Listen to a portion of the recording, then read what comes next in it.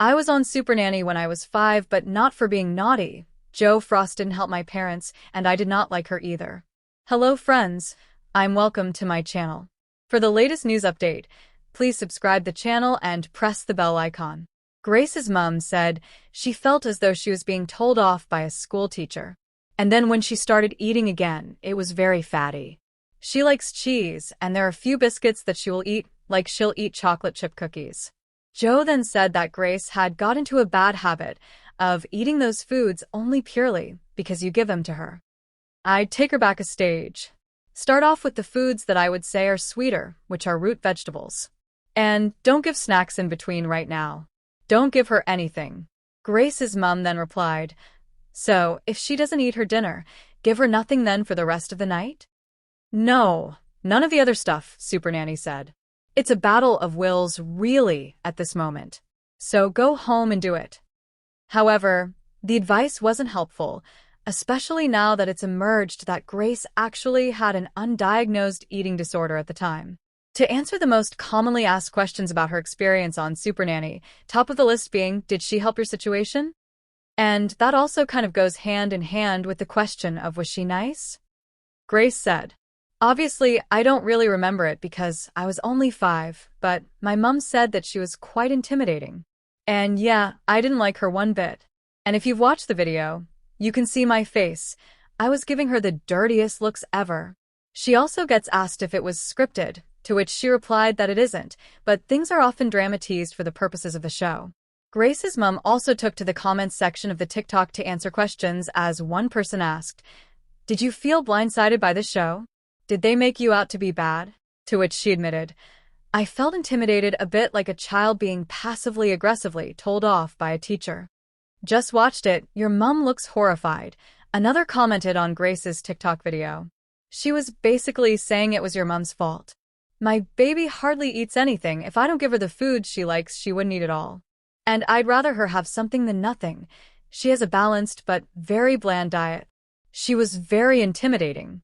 From any of the comments I've read, it occasionally made the kids rebel. The way she used to talk to the parents, let alone the kids. Tips from Supernanny Jo Frost on battling childhood asthma.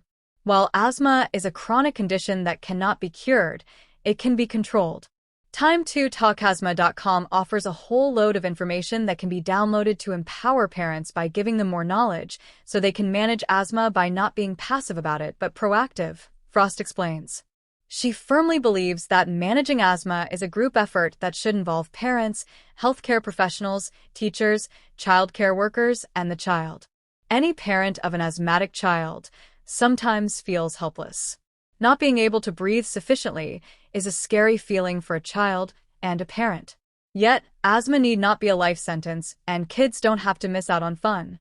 According to Jo Frost, host and parenting expert of the popular TV show Supernanny, communication is key. An asthma sufferer herself since age 5, Frost knows firsthand the difficulties of growing up with the disease. It can be very scary. However, through continuous conversation with my parents, keeping up with pediatrician visits, and advised medical care, I was able to enjoy a childhood like any other kid. I was very active in sports. I ran and swam. My parents led by example by being very interactive with me, says Frost. Frost has partnered with the Allergy and Asthma Network Mothers of Asthmatics, ANMA, and Merck & Company, Inc., to provide parents with useful, interactive tools for dealing with asthma through a new website. The more openly parents talk to their children about asthma, the better prepared they will be to help control it and actively take part in their own well-being. Frost advises parents to talk with their kids early on about their condition, help them recognize symptoms and triggers, and identify when they might need to reach for a nebulizer or inhaler. It's also important that anyone who watches your child have the same knowledge and know ahead of time what signs to look out for, such as fast talking or labored breathing. Likewise, keep medications and devices easily accessible and make sure all family members and caregivers know where they are at all times. At school, Frost advises parents to keep teachers in the loop. Set up appointments at the beginning of the school year with your child's school nurse, teachers, coaches, and principal to explain your child's specific needs. Informative tools, including a medical checklist for doctor's appointments, a sample asthma action plan for your doctor, tips for babysitters, and a cheat sheet for medical terms related to asthma. Make sure you also talk to siblings. Feelings of rivalry, jealousy, or resentment can crop up if siblings feel that the asthmatic child is getting special treatment or more attention from you. Talk to all your children openly and make sure they understand that you have to work together as a family to help with asthma management at home. Make sure all your children get to spend some one-on-one time with you, but also set aside time to do things together as a family. And importantly, don't forget to set aside time for yourself.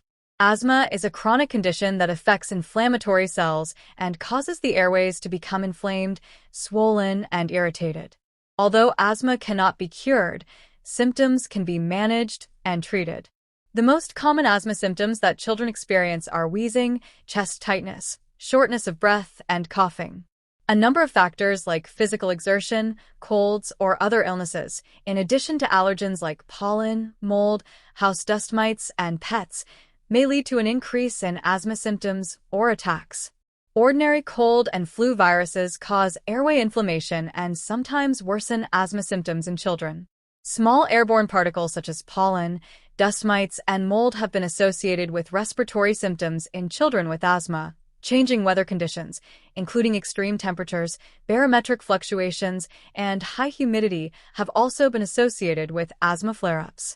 Reduce common household allergens and irritants such as animal dander, mold, dust mites, scented cleaning solutions, and tobacco smoke.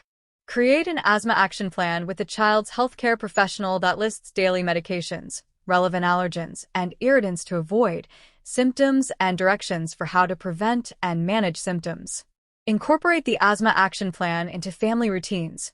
Try to administer daily medications at the same time each day, serve fresh and wholesome foods, ensure children keep to bedtime schedules, and be consistent about keeping allergens and irritants out of the bedroom and play areas. Use an asthma diary to keep track of symptoms, medications, and other factors, such as peak flow rates, which measure how well the large airways are working.